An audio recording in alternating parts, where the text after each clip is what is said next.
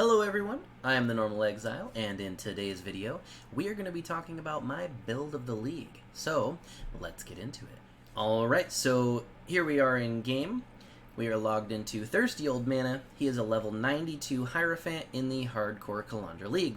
The build is centered around Kitavas Thirst, which is a unique helmet that gives you a 50% chance to trigger socketed spells when you spend at least 100 mana on an upfront cost to use or trigger a skill. This has a 0.1 second cooldown. Initially, when I was theory crafting the build, in my mind I was like, alright, 0.1 second cooldown with a 50% chance to trigger socketed spells. That means we can cast up to 20 times a second, and we can really pop this thing off. What I didn't realize at the time was how much mana would be required to actually sustain 2,000 mana per second just to cast your spells. So, at the end of the day, that probably requires way more gear than I will ever have, if it even is possible. So we decided to do a little bit of a different take on this one. Instead of trying to juice up the cast speed as much as possible, what we instead tried to do was we tried to squeeze as much value out of the spells we trigger from the helmet as we possibly could. And so in doing so, we did decide on a couple of unique items. The first one is the Black Cane, which gives us Phantasmal Might for each summoned Phantasm that we have.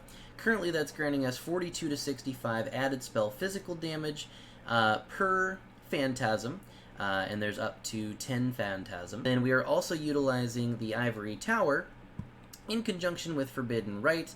Forbidden Rite typically deals a whole bunch of chaos damage to you directly, but with the Ivory Tower, all of that damage gets pushed over into your mana, which we're already scaling a bunch of mana. We're scaling a bunch of mana regen, and what we do is that we also scale a bunch of our maximum chaos resist.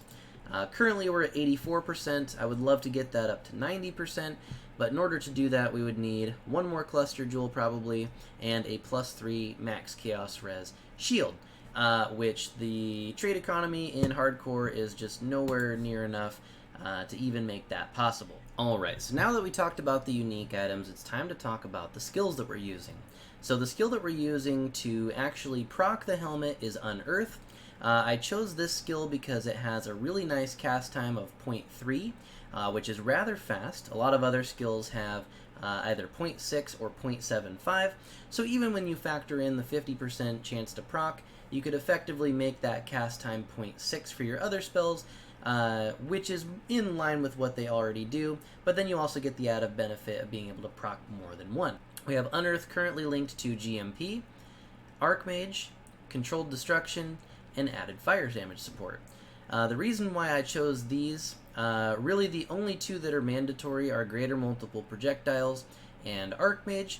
Archmage is what allows us to get our mana cost up to the point where we can have it cost 100 mana, and GMP is required because we need corpses to consume with Cremation and Volatile Dead, and having 5 per cast allows us to trigger the 3 from Volatile Dead and trigger the 1 from Cremation, always leaving 1 left over so that you never run out during boss fights and stuff like that. There's a lot of flexibility with these gems, and having a 6-link would actually make it a lot easier to get this 100 mana.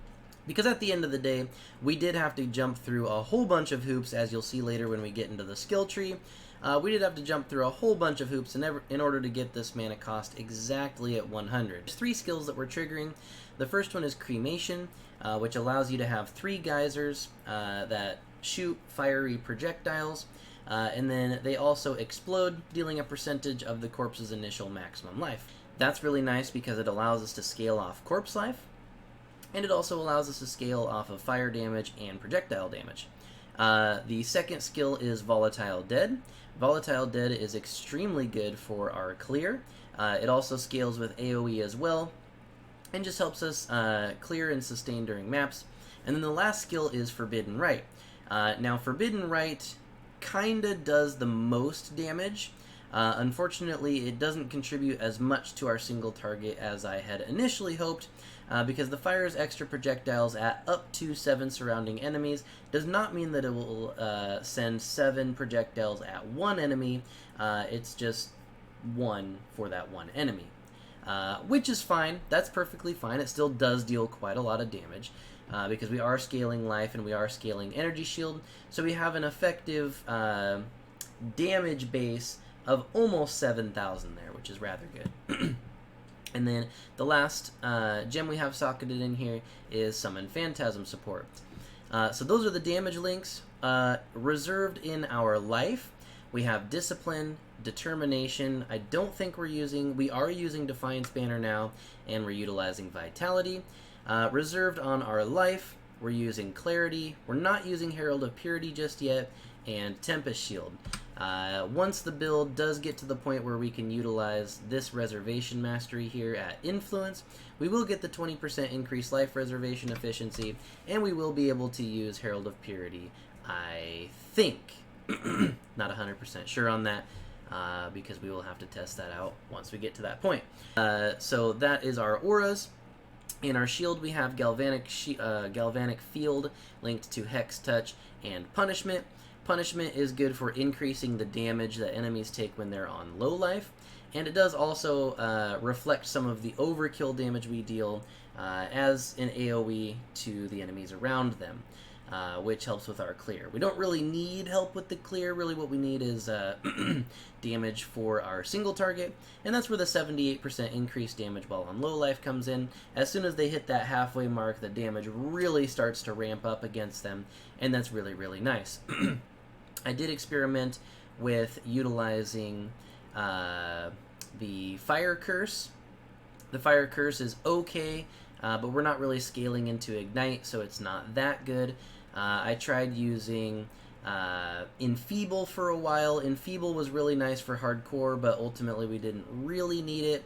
And other than that, there weren't any curses that provided as much value as Punishment does, because it does definitely boost our damage pretty significantly. We do have Frostblink currently linked in the 6th socket of our non-6 linked chest. And then in our other main hand, we're utilizing Arcane Cloak and Sigil of Power with increased duration.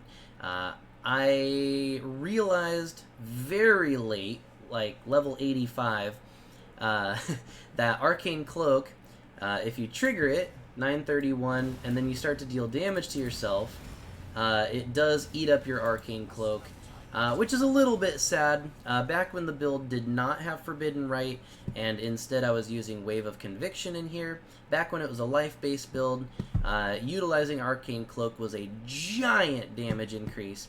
Because if we look here, we go from 23,000 and 6,000, just for a quick example.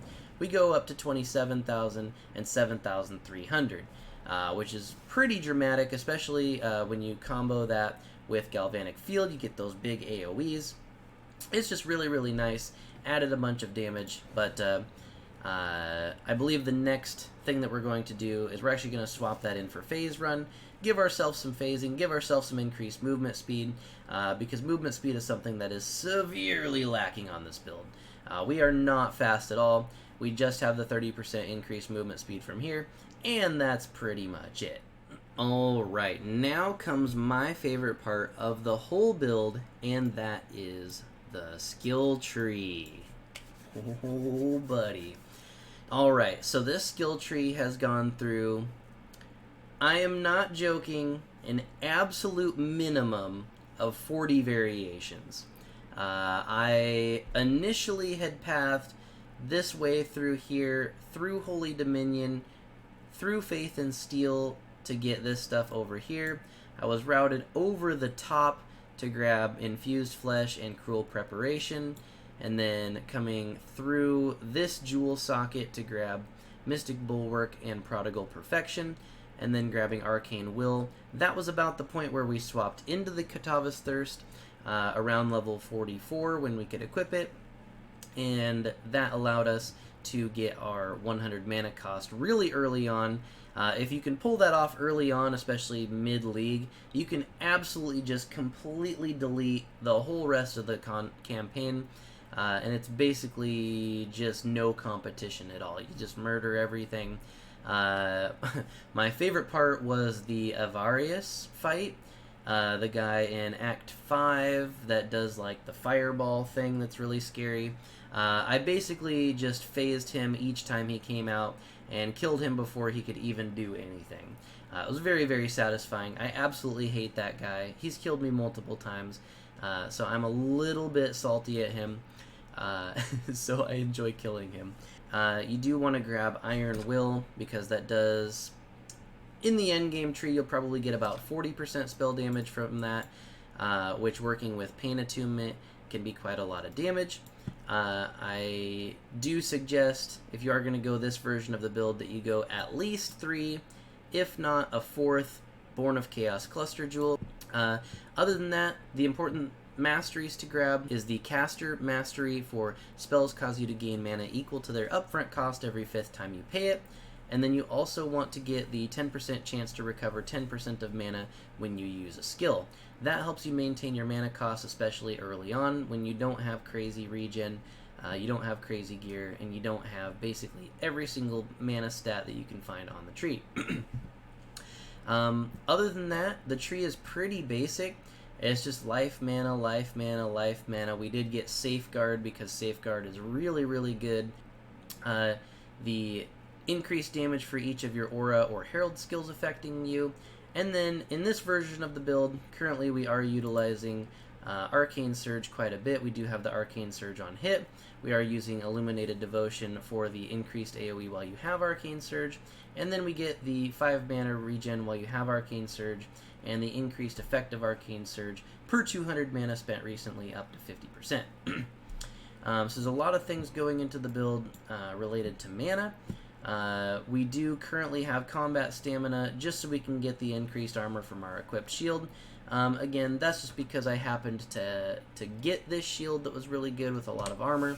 I don't suggest that. I would instead definitely suggest just going for a either pure energy shield or evasion and energy shield base. Other than that, we do pick up a couple of jewel slots. This was just life, mana, and all res. This one here is increased mana and all res, which could definitely better, but it also includes cannot be hindered, which is nice. And other than the jewel sockets, 2 jewel sockets, we are ultimately going to pick up the plus 50 life mastery. We are going to grab the increased spell damage per 5% chance to block spell damage. We have Zealot's Oath here.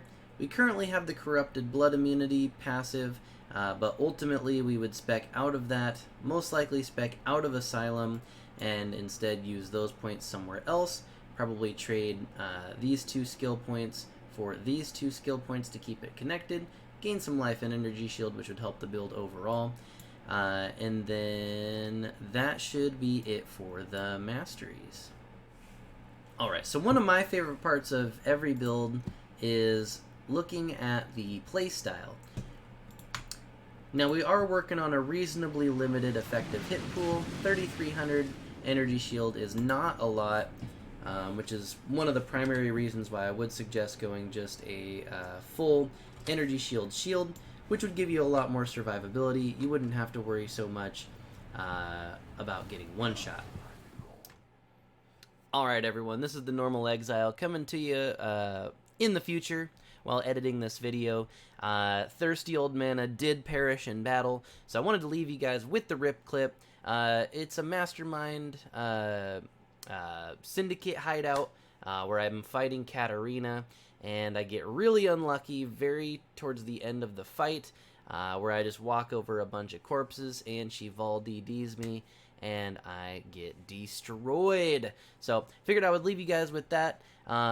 Remember, if you liked the video, don't forget to like, comment, and subscribe. If you think it's a tragedy that we lost Thirsty Old Mana this way, let me know down in the comments. And don't forget to subscribe for future content. Thank you.